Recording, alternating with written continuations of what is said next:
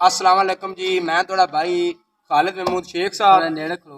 तुसी आज वेख रहे ने साडा यूट्यूब चैनल ढोल ड्रामा। आज बड़ी मिठी आवाज़ दा मालिक, बड़ी अच्छी आवाज़ दा मालिक भाई नईम असी इन्हां कोल सुनांगे एक पंजाबी। असी आए हैं अज दरबारे आलिया हजरत सकी सरवार लाला वाली सरकार ते भाई नईम दी गाई हुई पंजाबी जे तुहानू अच्छी लगे साडे यूट्यूब चैनल ढोल ड्रामे नू लाइक और सबसक्राइब करिए।